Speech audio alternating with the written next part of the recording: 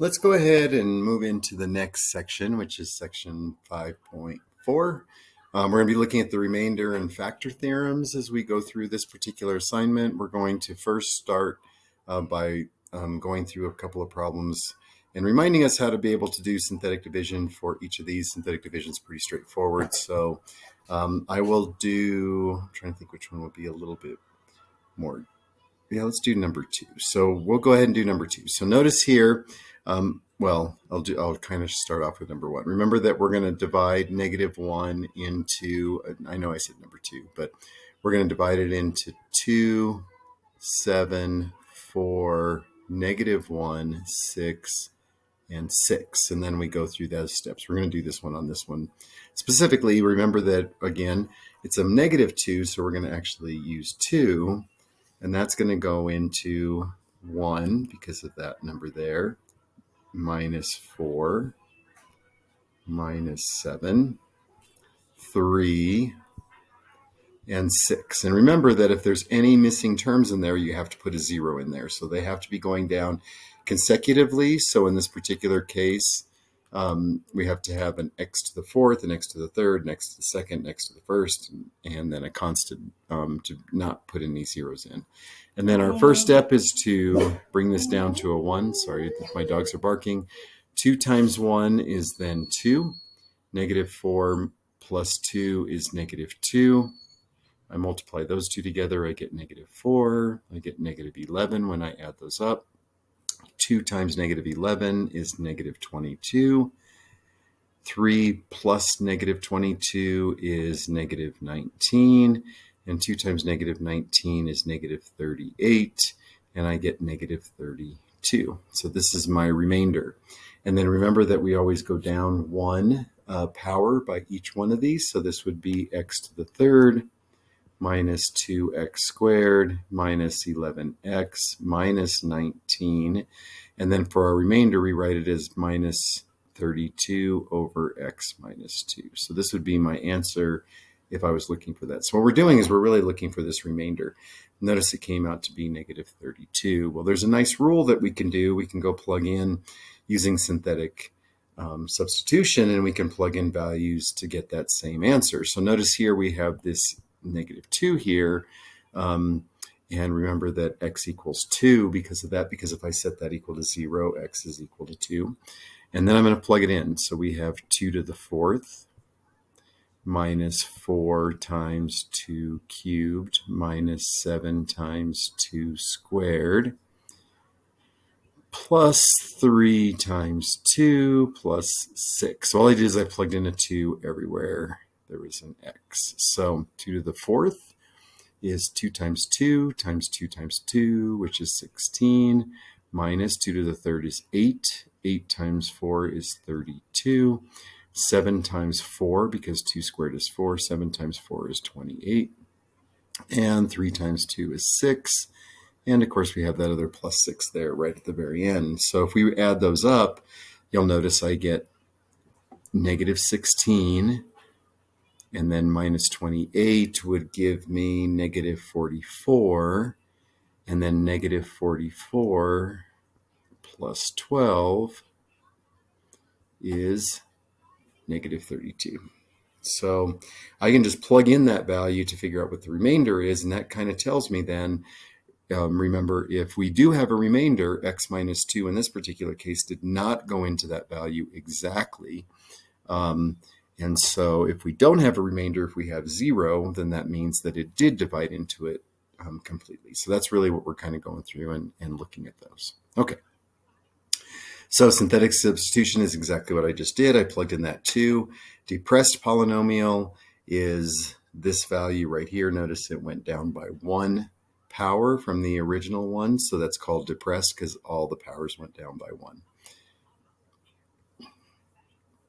Okay, standards, don't really have to know those. I do put them in here so that you can take a look at them if you choose to. We're using the remainder theorem, we're looking for reasoning, and we're looking for modeling. Okay, our lesson goals today are going to be to evaluate functions by using synthetic division, using the factor theorem to determine factors of polynomials.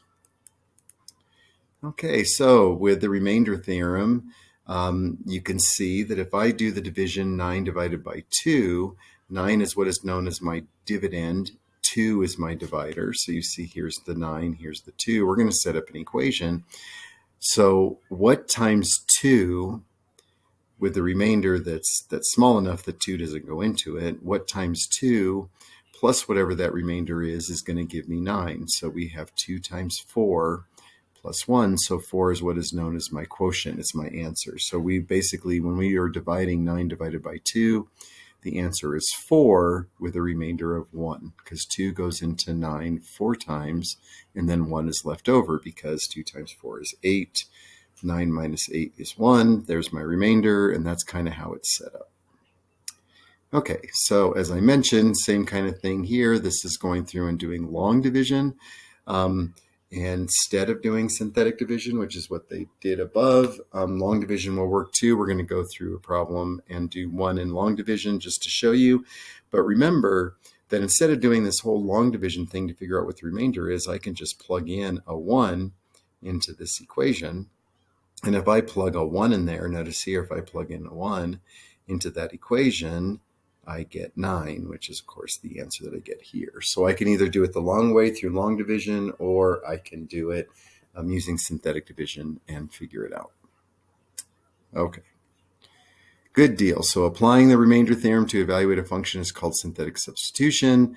It's a more convenient way to evaluate a function, especially when the degree of the function is greater than 2. So it's easier to plug it in than try to figure out all the factors and see if there's a remainder or anything left over. Okay, so we're going to do synthetic substitution in this case.